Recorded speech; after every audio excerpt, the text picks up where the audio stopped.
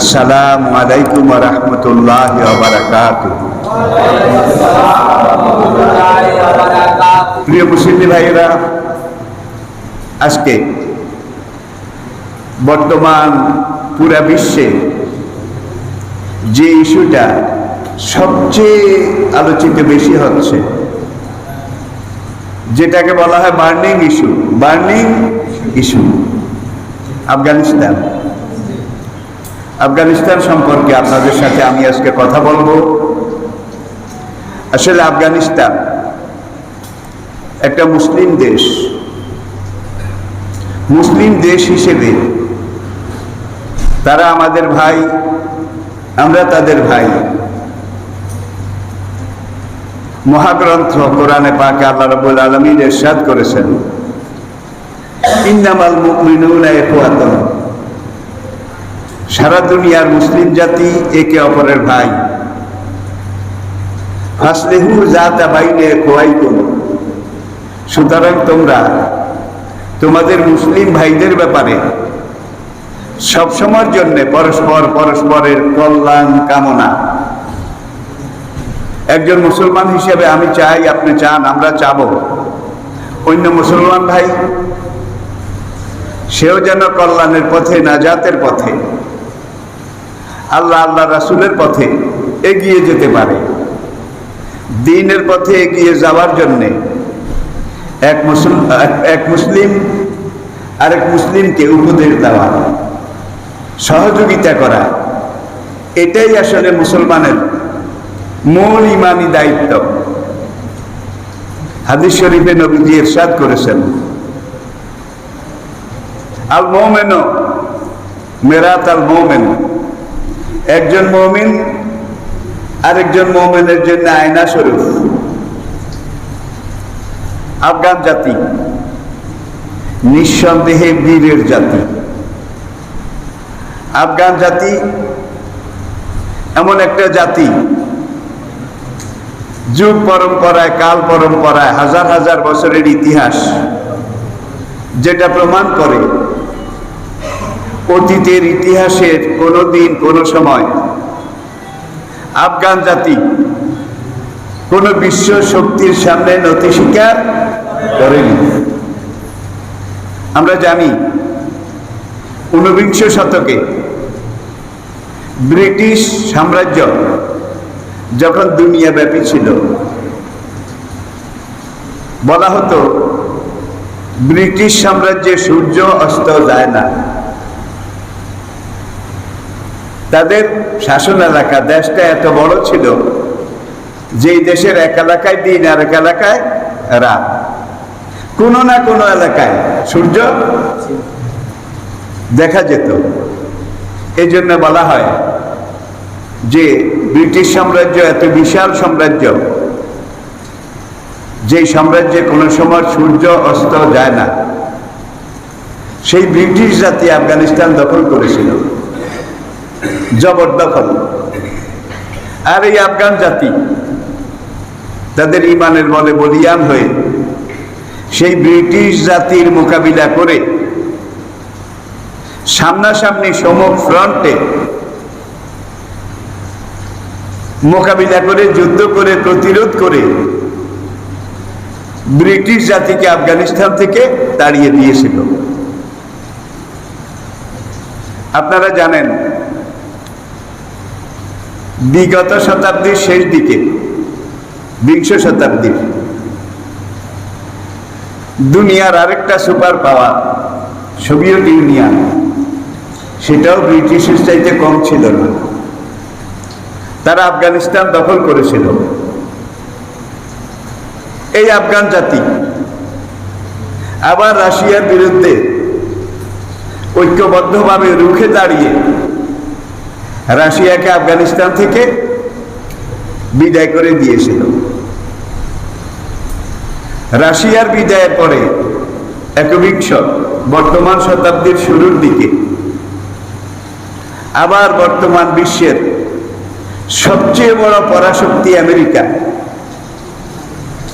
সে ন্যাটোভুক্ত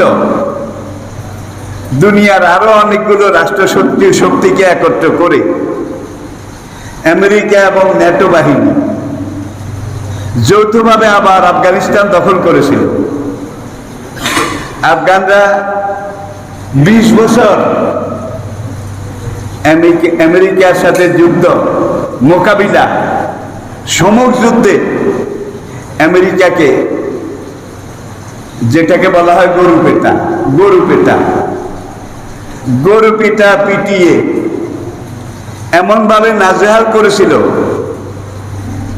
রাতের বেলা আমেরিকা না বলে পালিয়ে লেজ গুটিয়ে আফগানিস্তান থেকে চলে যেতে বাধ্য হয়েছে।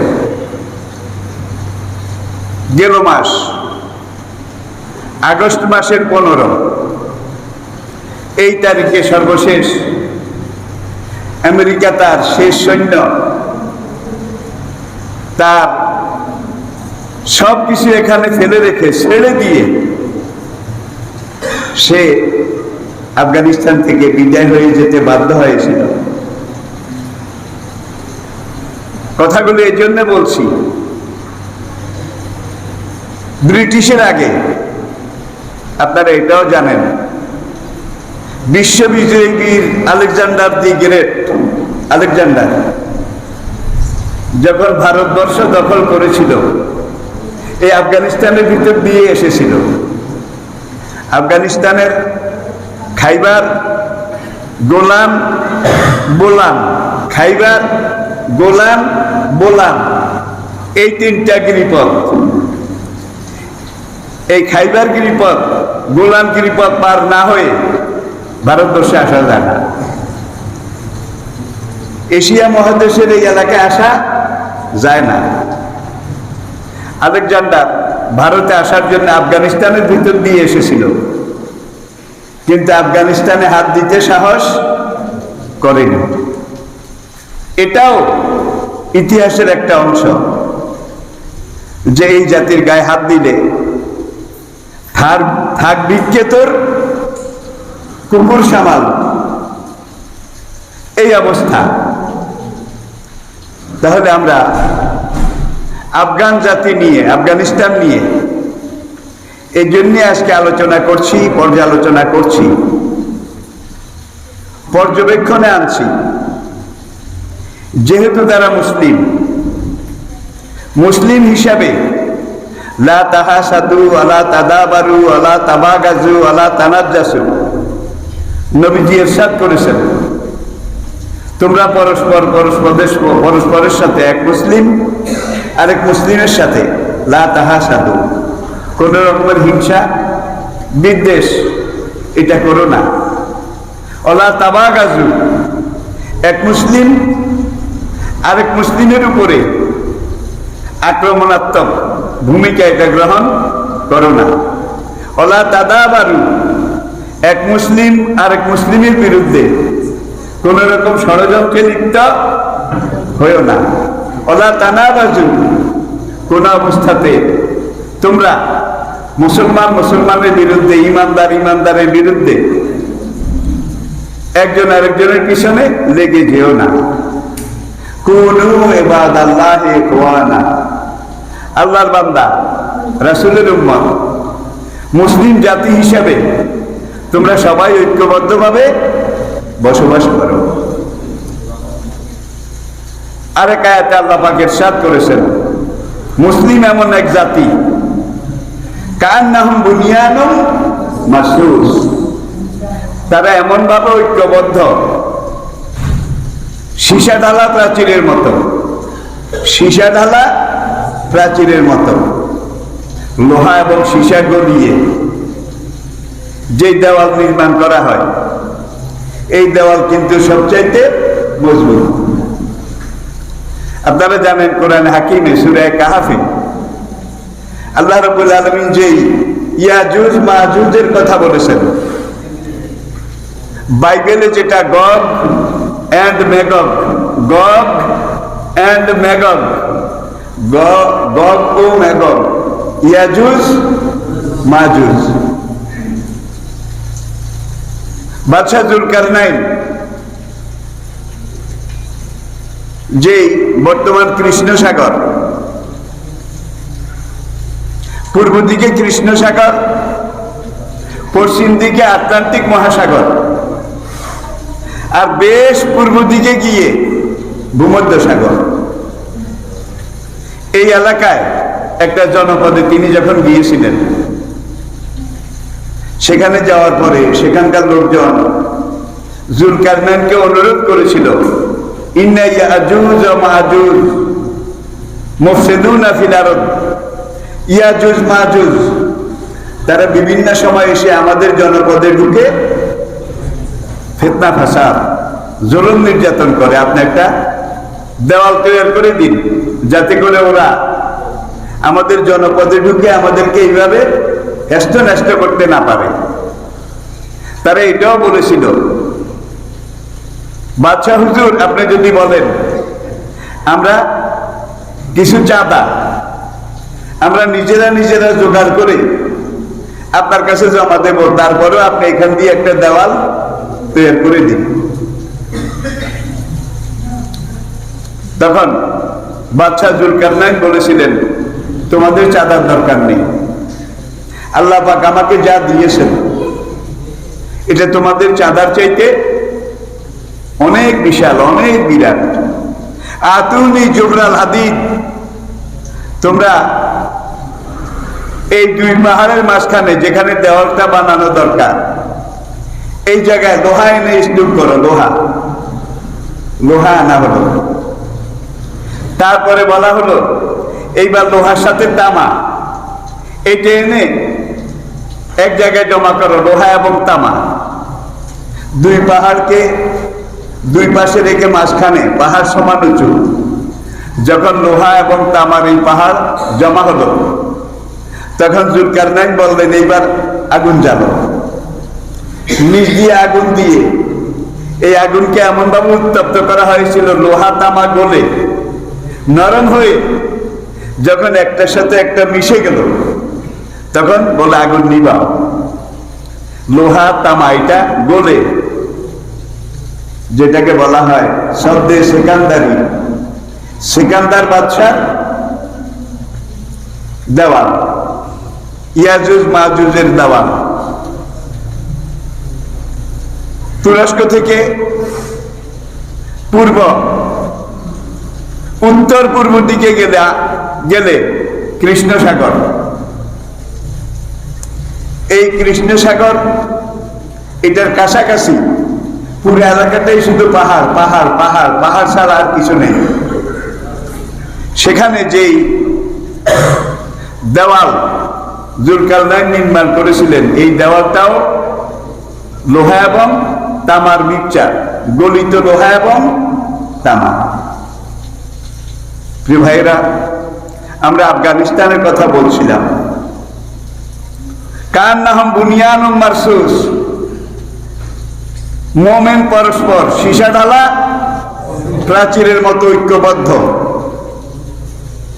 তাহলে দুনিয়ার যেই কোনো দেশের মুসলমান, যেই কোনো বর্ণের, যেই কোনো রঙের, যেই কোনো চেহারা, যে পড়েছে লা ইলাহা ইল্লাল্লাহু মুহাম্মাদুর রাসূলুল্লাহ, সে যেই দেশেরই হোক আমাদের ভাই, আমরা তাদের ভাই। আমি কি বুঝাতে পেরেছি?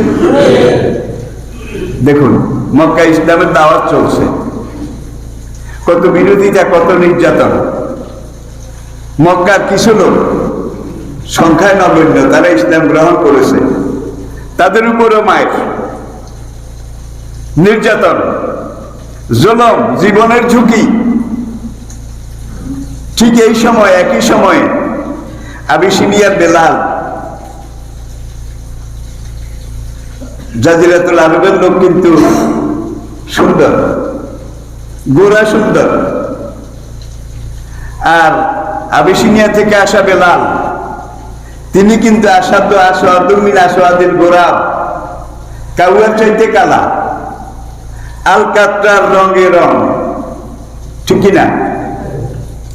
সোহাইব রুমি, তিনি এসেছেন রোম থেকে। এক একজন এক এক দেশ থেকে এসে সবাই যখন পড়লেন লা ইলাহা ইল্লাল্লাহু মুহাম্মাদুর রাসূলুল্লাহ, নবী বললেন তোমরা সব একে অপরের ভাই। আল্লাহ তোমাদেরকে বলেছেন এমন ভাবে মিলেমিশে থাকো যেন সীসা ডালা প্রাচীর। শত্রু এসে কোড়াল মারলেও শাবল মারলেও এই দেওয়ালে ফাটল ধরাতে পারবে না। এটাই ইসলাম, এটাই মুসলিম জাতির ঐক্যের ভিত্তি। বুনিয়ানুম মারসুস কোরআনে ব্যবহৃত পরিভাষা। আজকে কিন্তু মুসলমান জাতির এই অবস্থা নাই। সৌদি আরব ইয়ামানের সাথে যুদ্ধ করে নাকি, আমিরাতের সাথে যুদ্ধ করে, আবার আরেক দেশের বিরুদ্ধে যুদ্ধ করে।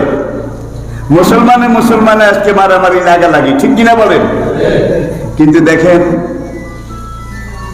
আজকে এই শতাব্দীতে পৃথিবীতে যতটা দেশে যুদ্ধ চলতেছে প্রত্যেকটা কিন্তু মুসলমান দেশ। অমুসলিম একটা দেশেও কোন যুদ্ধ আছে? তাহলে বুঝা গেল অমুসলিমরা অস্ত্র তৈরি করে এই অস্ত্রটার কতটুকু অ্যাকশন, এটা দিয়ে কত দূর মারা যাবে, কত দূর পর্যন্ত মারা যাবে, এটা তো পরীক্ষা করা দরকার। এই পরীক্ষা তারা তাদের দেশে করে না। মুসলমান দুই দেশের মধ্যে মারামারি লাগাই দিয়ে ওই অস্ত্রগুলা দেয়, কে এইবার তোমরা এই অস্ত্রগুলা ব্যবহার করো, দেখি আমাদের এই অস্ত্রের হ্যান্ডল কত দূর। তাইলে আজকে মুসলমান দেশগুলো ইসরায়েল, আমেরিকা, রাশিয়া, ফ্রান্স, এই সকল সুপার শক্তি, অক্ষ শক্তি, তাদের অস্ত্র যে তৈরি করে কোন অস্ত্রের কদ্দুর ক্ষমতা, এটা পরীক্ষা করার ক্ষেত্র মুসলমান দেশগুলো। আমি কি বুঝাতে পেরেছি? তো আসুন, একটা জিনিস ভালো হয়েছে, আমেরিকা মিলিয়ন নয়, বিলিয়ন নয়, মিলিয়ন নয়, বিলিয়ন নয়, ট্রিলিয়ন নয়, হাজার হাজার ট্রিলিয়ন মূল্যের অস্ত্র শস্ত্র, বিমান, ক্ষেপণাস্ত্র, কামান, হেলিকপ্টার, এগুলো সব আফগানিস্তানে রেখে গেছে। গনিমত কারে কয়? গনিমত বুঝেন তো? গনিমত হিসাবে আফগান জাতি এটা পেয়েছে। যুদ্ধটার নেতৃত্ব দিয়েছে তালেবান। এর আগে 1996 থেকে 2001 এই সময়টাও তালেবান রাশিয়াকে হটিয়ে দিয়ে আফগানিস্তানের ক্ষমতা দখল করেছিল। সেই সময়ের যে অভিজ্ঞতা আমাদের, যেইভাবে করা দরকার ছিল, করা উচিত ছিল, তালেবানরা সেইভাবে করতে পারেনি। মানুষের অধিকার, ফান্ডামেন্টাল হিউম্যান রাইট, মানুষের মৌলিক অধিকার, নারী জাতির অধিকার, সবল এবং দুর্বল তাদের পারস্পরিক অধিকার, আচার আচরণ, এগুলোর ব্যাপারে যেইভাবে করা দরকার ছিল এইভাবে হয়নি। আবার ইসলামী শাসন আমরা চাই, কিন্তু আপনারা জানেন ওই যে মুড়ি ভাজার যে কড়াই বা লোহার যে সাসপেন, এটা যখন টকবক টকবক করে ফুটতে থাকে, উত্তপ্ত গরম, এই সময় কিন্তু এটার মধ্যে পানি দিলে রিয়াকশন হয় নাকি? বেশি গরমের মধ্যে অনেক সময় কড়াই এটাও বাস্ট হয়ে যায়, ঠিক কিনা? বর্তমান বিশ্ব পরিস্থিতিতে মুসলমান হোক অমুসলমান হোক, মুসলিম রাষ্ট্র হোক অমুসলিম রাষ্ট্র হোক, বর্তমান বিশ্বটা কিন্তু গ্লোবাল ওয়ার্ল্ড সম্পৃক্ত, সম্মিলিত একটা বিশ্ব।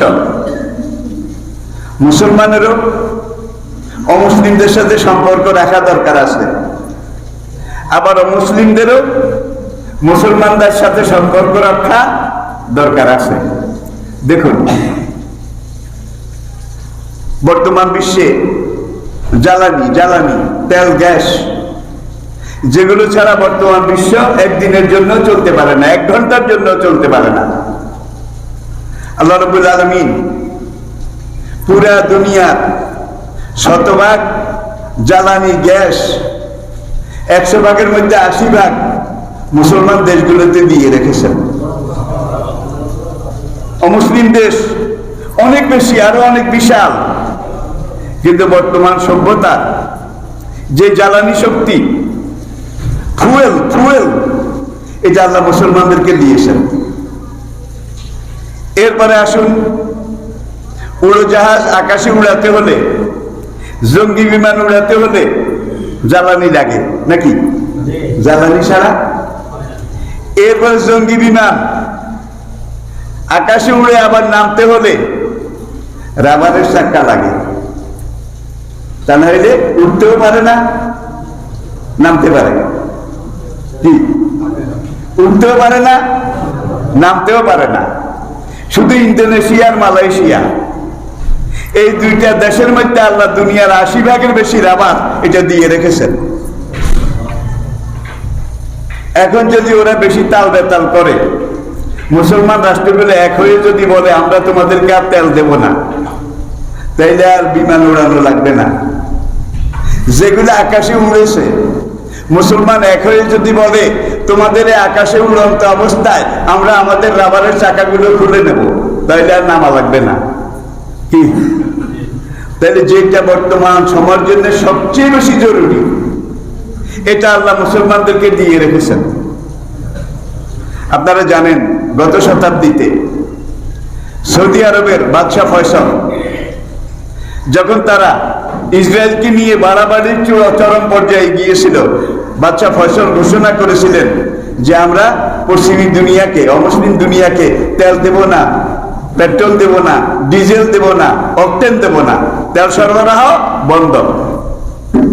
মাত্র কয়েকদিনে তাদের পালস, তাদের শিরা উপশিরা, এমনকি তাদের নিঃশ্বাস পর্যন্ত বন্ধ হয়ে গিয়েছিল। ঠিক কিনা বলেন? সেই বাদশাহ ফয়সালও নাই। আর আজকে মুসলমানদের মধ্যে সেই ঐক্যের ডাকও নাই। আপনারা জানেন 2005-এ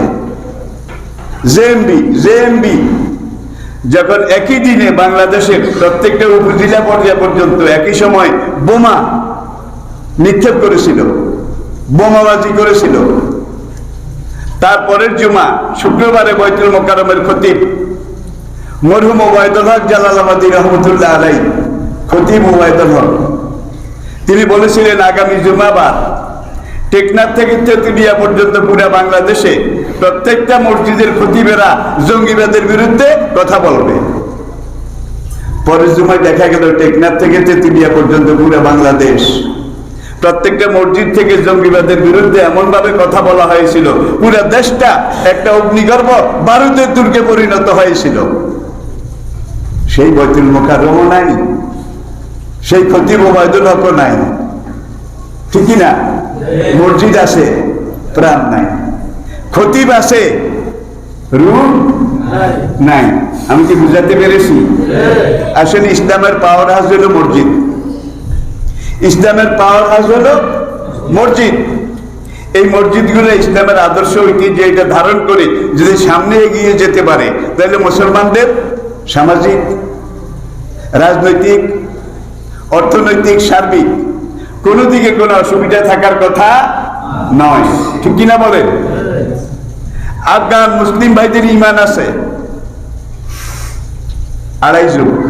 30টা বছর, 10 বছর রাশিয়ার সাথে, 20 বছর আমেরিকার সাথে।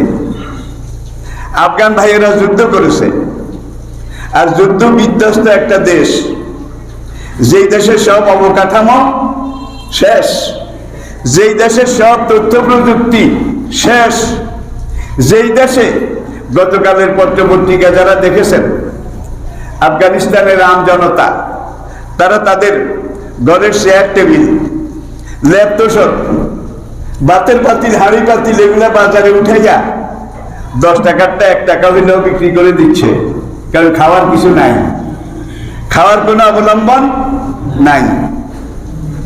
আর আপনারা জানেন দুনিয়ার সবগুলো দেশের অর্থ সুইস ব্যাংক, আমেরিকার বিভিন্ন ব্যাংকে রিজার্ভ হিসেবে থাকে। আফগানিস্তানের সব রিজার্ভ যা বিদেশে ছিল এগুলো তারা আটকায় ফেলেছে। কেন আটকাইছে? যে আফগানিস্তান যারা দখল করেছে তারা মুসলমান।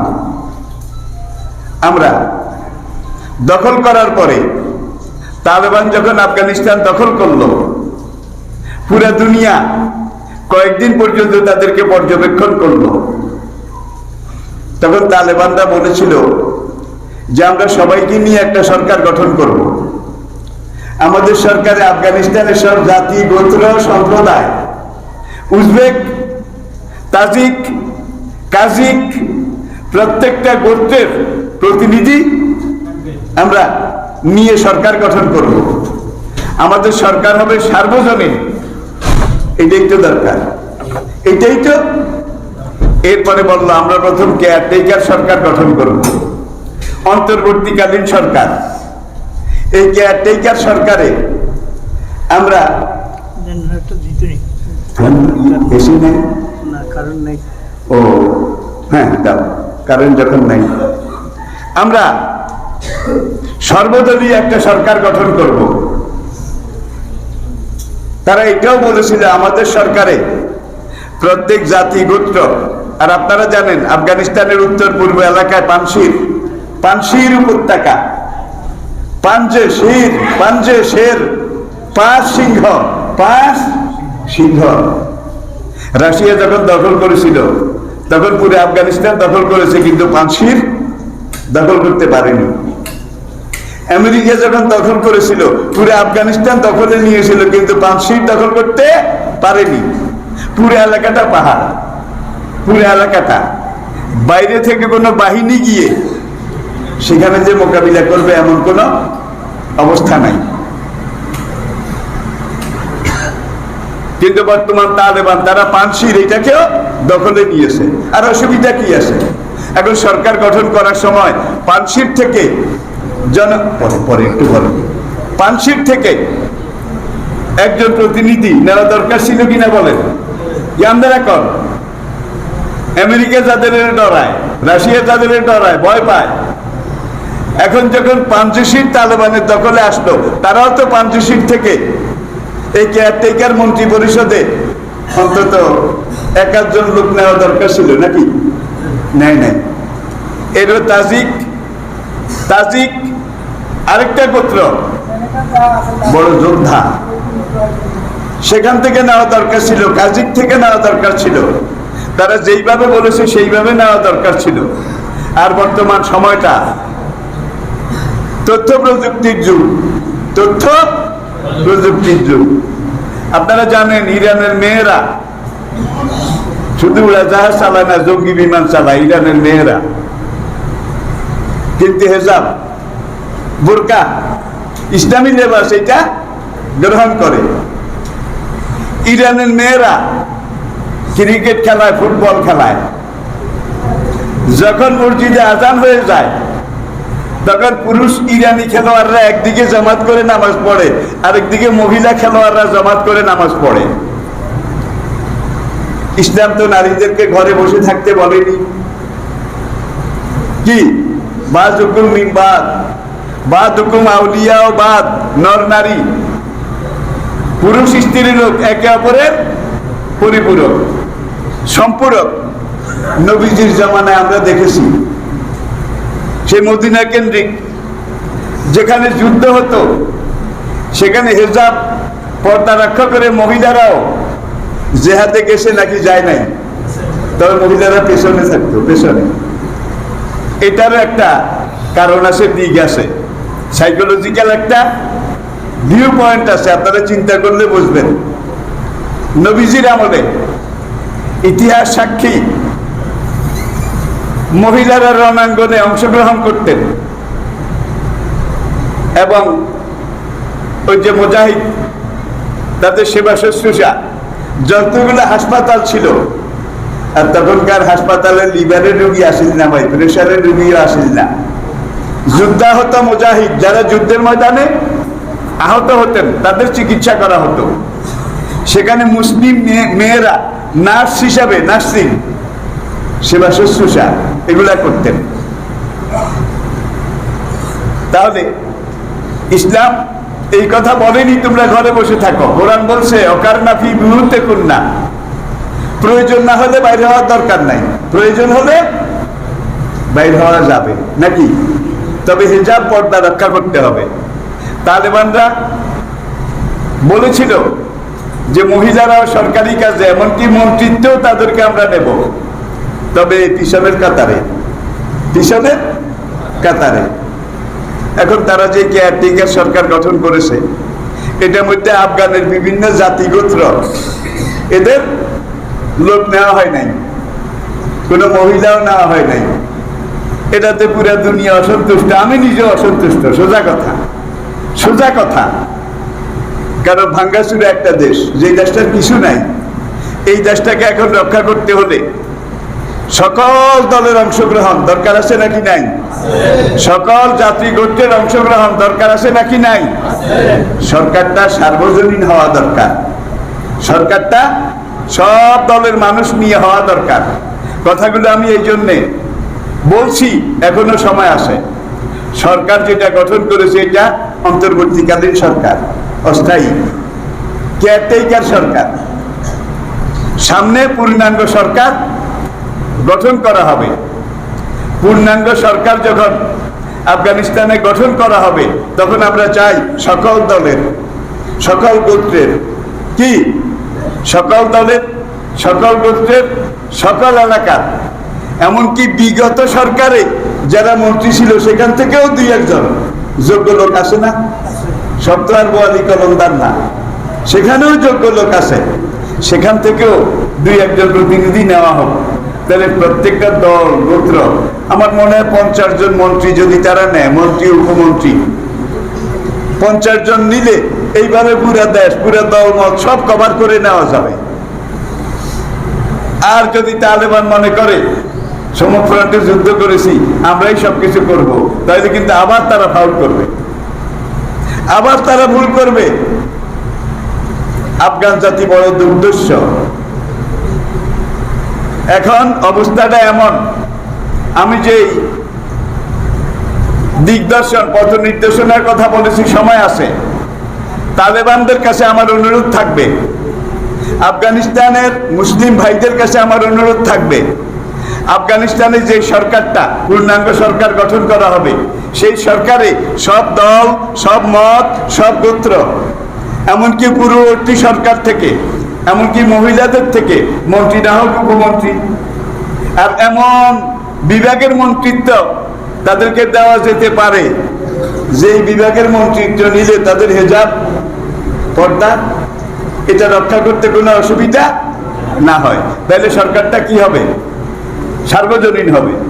আর সার্বজনীন সরকার যদি না হয়, তাহলে বিশ্বের অমুসলিম দেশ তো দূরের কথা, অনেক মুসলিম দেশও তাদেরকে স্বীকৃতি দেবে না।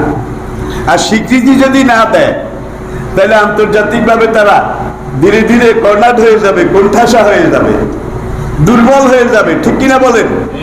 কথাগুলো এই জন্য বলছি যে আফগানিস্তান আমাদের আশা ভরসার মূর্ত প্রতীক। আফগানিস্তান এমন একটা দেশ, এমন একটা এলাকা, আফগান জাতি এমন এক জাতি, এই যে মঙ্গোলিয়া থেকে বব্বর হালাকু খান, সে যখন বাগদাদ দখল করতে গিয়েছিল, আফগানিস্তানের উত্তর এলাকা পার হয়ে গিয়েছিল। আলেকজান্ডার ভারতবর্ষ দখল করেছে, আফগানিস্তানের ভিতর দিয়ে এসেছে, কিন্তু আফগানিস্তানে হাত দেয় নাই। আজকে আমেরিকা হাত দিয়েছে, তাদের হাত পুড়ে গেছে। রাশিয়া হাত দিয়েছে, তাদের হাত পুড়ে গেছে। আফগান জাতি, আফগান জনগণ, তাদেরকে আমরা ধন্যবাদ জানাই, মোবারকবাদ জানাই। তারা আমাদের ভাই, তাদেরকে নিয়ে আমরা গর্ববোধ করি। আমরা চাই আফগানিস্তান টিকে থাকুক। আমরা চাই আফগানিস্তানে এমন একটা সরকার গঠন করা হোক, যে সরকারকে মুসলিম অমুসলিম সবাই মিলে সমর্থন করার মতো একটা অবস্থান। এটা থাকা কি দরকার নাকি দরকার না? এখন তালেবানরা যদি মনে করে কাউকে নেব না, আমরা একলা এসব, তাইলে কিন্তু তালেবানদেরকে ধরার জন্য আর আমেরিকা থেকে রাশিয়া থেকে আসা লাগবে না, ভিতরে ধরার মতো। কি ওই যে আগেই বলছি, বিভিন্ন গোত্র এবং এক একটা বারুদের চেয়ে বেশি গরম, এক একটা গোত্র, প্রত্যেকটা দুর্দর্শ যোদ্ধা। তাহলে নিজেরা যুদ্ধ লেগে যাবে। আর নিজেরা গোত্রে ক্ষমতা নিয়ে কাড়াকাড়ি, এটা যদি শুরু হয়ে যায়, তাহলে অবস্থাটা হবে ওই যে বিড়াল দুইটা মিলে পিঠা চুরি করেছিল গৃহস্থের ঘর থেকে। এবার এক বিড়াল বলে, আমি ঢাকনা তুলে ধরেছি, তুই পিঠা কামড়ায় বের করে এনেছিস, আমি যদি ঢাকনা তুলে না ধরতাম তুই তো পিঠা কামড়িয়ে বের করে আনতে পারতিস না। আবার যেই বিড়াল কামড়ায় এনেছে সে বলে, তুই ঢাকনা তুলে ধরে রাখলে আমি যদি কামড়ায় না আনতাম তাহলে পিঠা সেখানেই থেকে যেত। এখন ও বলে এই জন্য আমাকে বেশি দিতে হবে, ও বলে এই জন্য আমাকে বেশি দিতে হবে। ভাই লেগে গেছে। ও বিড়ালের ঝগড়া দেখছেন তো, কি বিদ্যুটে কিম্বুজ কি চোখ বড়, পশমগুলা খারাপ, একটা আরেকটাকে যেইভাবে। বান্দরে কিন্তু দূর থেকে গাছে থেকে তামসা দেখতেছিল, লাগুক। ওরা যখন ভালো করে লাগবে তখন আমরা গিয়ে পিঠাটা নিয়ে এসে খেয়ে ফেলবো। ঠিক আফগানিস্তানে যদি এখন সার্বজনীন একটা সরকার গঠন করা হয় তাহলে কেউ কিছু করতে পারবে না। আর যদি নিজেরা নিজেরা ঝগড়া করে আর এইভাবে পিঠা নিয়ে কারাকারি করে, ক্ষমতা নিয়ে বাড়াবাড়ি করে, তাহলে কিন্তু বান্দর বাইরে থেকে আসা লাগবে না। আফগানিস্তানের ভিতরে বহু বান্দর আসে, ঠিক কিনা? আমেরিকা নাই, কিন্তু আমেরিকার চাই। আমেরিকাপন্থী লোক আছে না নাই? রাশিয়াপন্থী লোক আছে না নাই? তারা চাবে যে বৈরাগী লাগলো রে ধুমাধুম, গাছের আগায় মুশিক ডাঙ্গায় পাগলা গেছে ঘুম, বৈরাগী লাগলো রে ধুমাধুম। এমন ভাবে এখানে আবার একটা হজবরল অবস্থা সৃষ্টি হয়ে যাবে, তখন আর আফগানিস্তানের অস্তিত্ব থাকবে না। কোনখানে তালেবান, কোনখানের ক্ষমতা কোথায় যাবে এটাকে খুঁজে পাওয়া যাবে না, এমন একটা লক্ষণ আমি দেখতে পাচ্ছি। যার জন্য আমি কথাগুলো বলেছি। আপনারা কি আমার উপরে রাগ করেছেন? এই জন্য বলেছি, আফগানিস্তান একটা মুসলমান দেশ, মুসলমান জাতি, একটা বীরের দেশ, বীরের জাতি। আর নবীজি হাদিসে বলেছেন, ইমাম মাহদী যখন আসবেন তখন প্রথম যেই দলটা লা ইলাহা ইল্লাল্লাহর কালো পতাকা নিয়ে হেজাজ জজিরাতুল আরবের দিকে আসবে, সেই দলটা খোরাসান থেকে আসবে। এই খোরাসান কিন্তু আফগানিস্তানের একটা প্রদেশ। কি? আফগানিস্তানের একটা প্রদেশ। আমি জানি না তালেবানদেরকে গত 30 বছর আল্লাহ সেই ট্রেনিং দিছে কিনা। আমি আশা করি এইটাই সেই ট্রেনিং। আপনার এই ইমাম মাহদী সেই মুজাহিদ বাহিনীর লোক। আপনাদের কাছে অনুরোধ করি, তালেবান ভাইদের কাছে, দায়িত্বশীল ভাইদের কাছে আমার অনুরোধ, আপনারা এই কেয়ারটেকার সরকার এইটার আওতায় একটা পূর্ণাঙ্গ সরকার গঠন করুন। সেই সরকারে আফগানিস্তানের সব দল, সব মত, সব গোত্র, সকল দল, সকল মত, সকল গোত্রের লোক আপনারা নেন, নিয়ে সরকারটাকে পূর্ণাঙ্গ একটা সরকার গঠন করেন। তাইলে আপনারা পুরো বিশ্বের স্বীকৃতি পাবেন। মুসলমান দেশগুলোর মধ্যেও 3-4টা ছাড়া 57টা মুসলমান দেশের একটা মুসলমান দেশে এখন পর্যন্ত সব এইভাবে বসে আছে, ঠিক কিনা বলেন?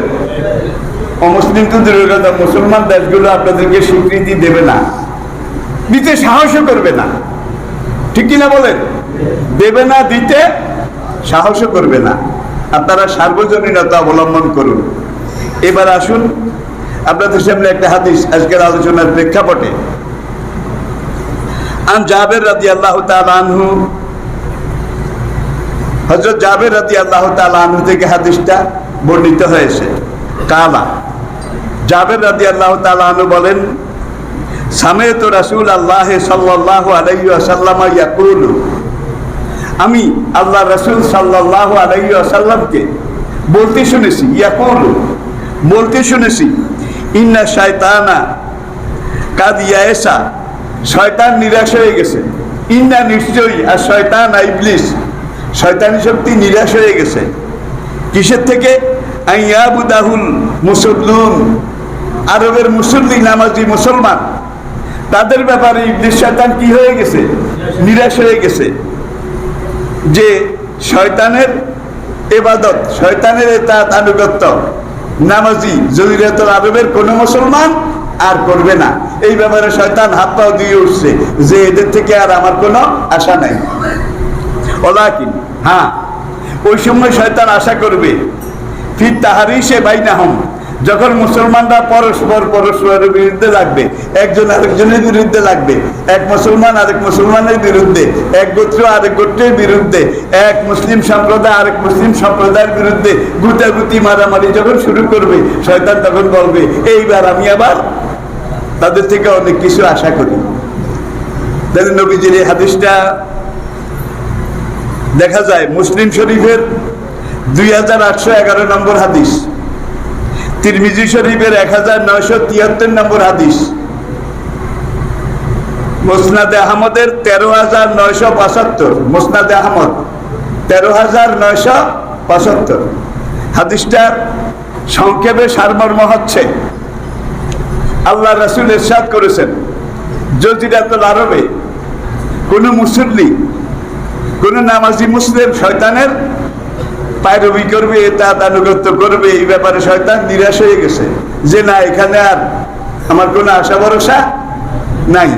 ওলাকিন, হ্যাঁ, এই জজিরাতুল আরবের মুসলমানরা যদি পরস্পর নিজেরা মারামারিতে লেগে যায়, নিজেরা যুদ্ধ বিগ্রহে লিপ্ত হয়ে যায়, তাইলে শয়তান বলবে যে এইবার আমার আবার, তাহলে আফগানিস্তানে এখন আফগান জাতি উপজাতি ক্ষমতার ভাগাভাগি নিয়ে তারা যদি মারামারি শুরু করে, তাহলে বান্দররা সুযোগ পাবে, ঠিক কিনা? বান্দররা পিঠা সব নিয়ে খেয়ে ফেলবে। আর যে এই দেশটা আড়াই যুগের যুদ্ধ বিধ্বস্ত, কিচ্ছু ঠিক নাই, সব একাকার মেশাকার হয়ে গেছে। এখন এই দেশটাকে ঠিক করতে হলে মুসলমান দেশের সহযোগিতা লাগবে, অমুসলমান দেশের সহযোগিতা লাগবে, জাতিসংঘের সহযোগিতা লাগবে, নাকি লাগবে না? আর এগুলো পেতে হলে বর্তমান আফগানিস্তানের সরকারটা সার্বজনীন হওয়া দরকার। কেয়ারটেকার সরকার আপনারা গঠন করেছেন, ভালো, এটা এক ধাপ আপনারা আগিয়েছেন। কেয়ারটেকার মানে হলো সাময়িক, স্বল্প সময়ের জন্য। এখন আপনারা এই কেয়ারটেকারের উপরে বসে আফগানিস্তানের সকল জাতি, সকল দল, সকল মত, সকল গোত্র থেকে এক একজন করে প্রতিনিধি নেন। প্রত্যেক সম্প্রদায়, জাতি, গোত্র থেকে এক একজন মন্ত্রী। এটা যদি নেওয়া হয় তাহলে 50 জন নেওয়া লাগবে না, আরো কমেও সেরে যাবে। আফগানিস্তানে মূলত 10টা গোত্র আছে উল্লেখযোগ্য, গুরুত্বপূর্ণ, অন্যান্য গোত্র থেকেও। এরপরে মহিলাদের থেকে, তালেবান প্রথম বলেছিল মহিলাদের থেকে আমরা মন্ত্রী দেব, কিন্তু তারা থাকবে নিচের দিকে। তো জিহাদের ময়দানে মহিলারা ছিল পেছনের দিকে, ঠিক আছে, পেছনের দিকে, ঠিক আছে। তাহলে মহিলাদের থেকেও নেওয়া দরকার আছে নাকি নাই? আছে নাকি নাই? দরকার আছে। তবে হেজাব রক্ষা করে নবীর আমলে, সাহাবায়ে কেরামের আমলে, কুরুনে সালাসা, 3 প্রজন্ম কুরুনে সালাসা, যেটা হচ্ছে খায়রাল কারনে কারনি, সুম্মাল্লাযিনা ইয়ালুনাহুম, সর্বশ্রেষ্ঠ জামানা আমার জামানা, আমার পরে আমার সাহাবাদের জামানা, সাহাবাদের পরে তাবিঈনদের জামানা, এরপরে আসেন তাবিঈনদের পরে মুহাদ্দিসিন, মুফাসসিরিন, মুতাকাদ্দিমিন, মুতাআখিরিন, সলফে সালিহিন। যার ইলম যত বেশি তার দূরদর্শিতা তত বেশি, ঠিক কিনা বলেন? ইউতাল হিকমাতা মান ইয়াশা, কোরআনের ইলম আল্লাহ সবাইকে দেন না, পুরোপুরি ইলম আল্লাহ সবাইকে দেন না। ওমা ইউতাল হিকমাতা, আর কোরআনের এই সূক্ষ্ম ইলম আল্লাহ যাকে দেন, দিয়েছেন, ফাকাদ উতিয়া খায়রান কাসীরা। কোরআনের ইলম যার আছে, মনে করতে হবে তার দুনিয়ার সব কিছুর ইলম আছে, ঠিক না? ঠিক। ইরান জাতিটা টিকে আসে না নাই? 1980 ইরান বিপ্লব হয়েছে, সব কালা আসকান, কালা পাগড়ি, দাড়িওয়ালা, ঠিক কিনা বলেন?